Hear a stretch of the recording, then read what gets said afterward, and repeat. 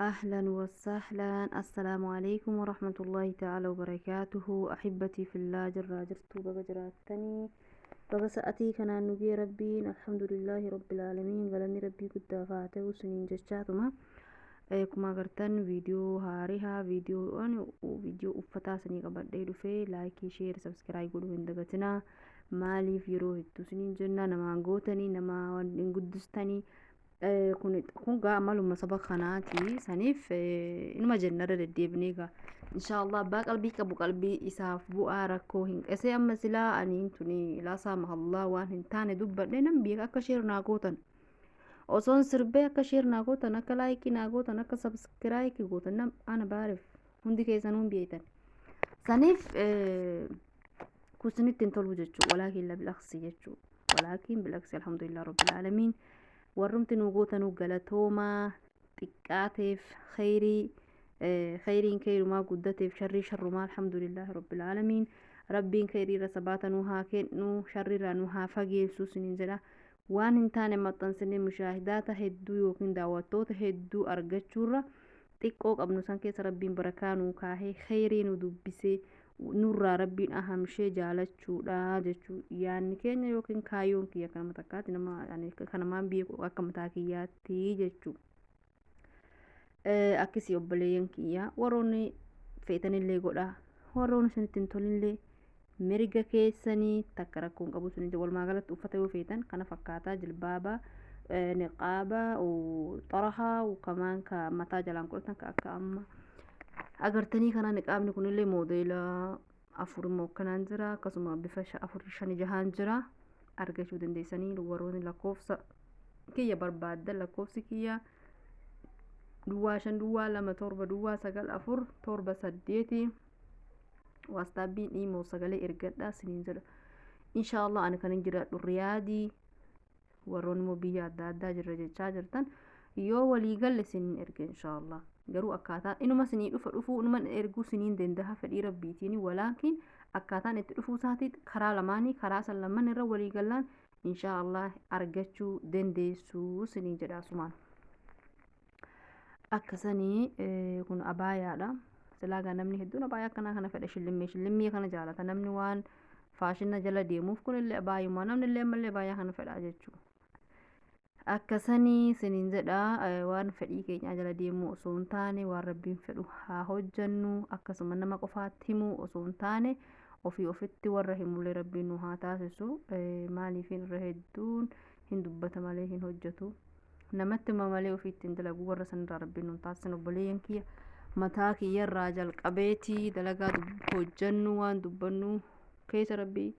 barakaa ikilaasa nu haa kaahu siniin jedha kunillee abaayaadha kana fakkaata bifa hedduun jiranni garuu amma dhumaa deemaa jira bifa lama qofatti hafaa jira jechuudha ni kan dhume walaakin inshallah marsaa lammaffaaf illee inuma oomishamaa siniin jedha kunillee akka fistaanaa tahee inni irraa kun hin bahabbaa baasuu fedhe akkanatti uffatamaa jechuu yaani qixaateen yaani qixaa lamaa jechuu kunillee abaayaadha ani abaayuma jedhama silaahi namni abaayaatti fudhata innillee kana fakkaataa bifa sadii moo akkanaan jira gurraacha adii dahabii kana kunillee abaayaa bifa sadiin jira innillee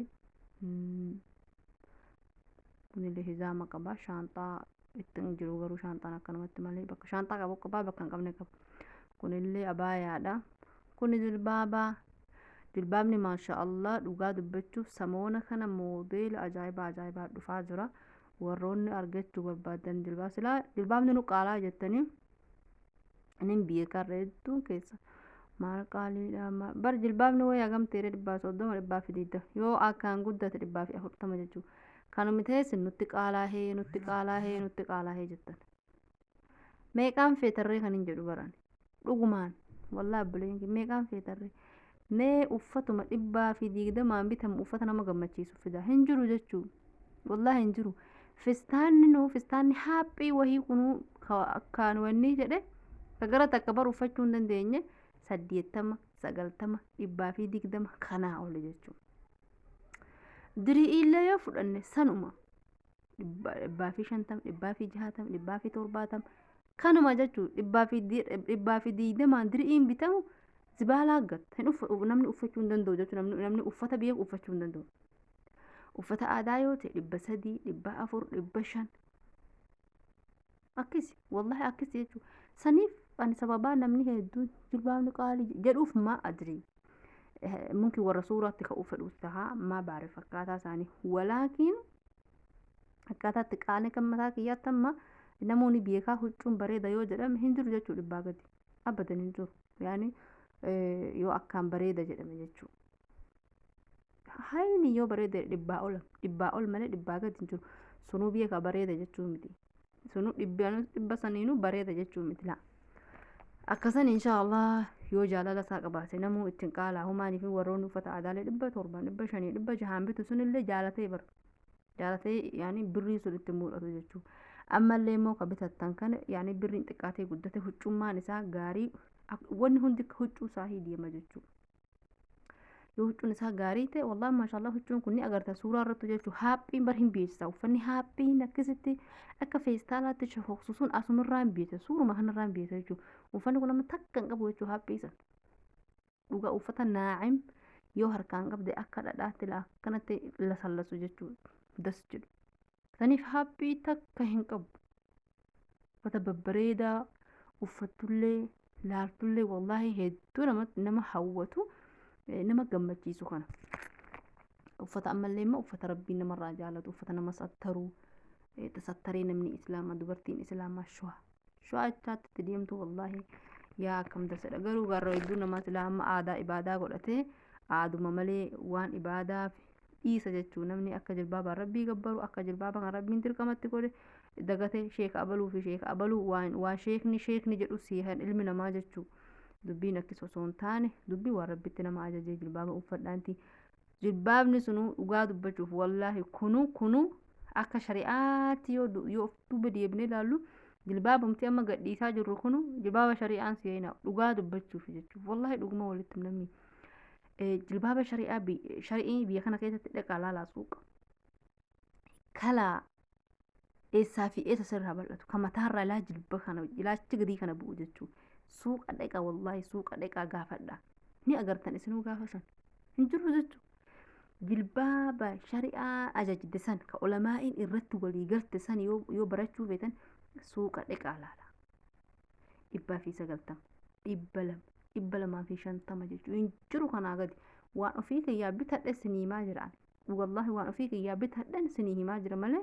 waan dhagihee fi waan gogee gaafadhe dhiise miti kanaa gadi hin jiru jechuudha yoo niqaabaa waliin feetan ilaa 250 abaayaa mataa jechuudha abaayaa torraas ka arabni jettu sun ammallee abaayaa ilaa mormaa tahee eegasanii xarahaa niqaaba qabu jira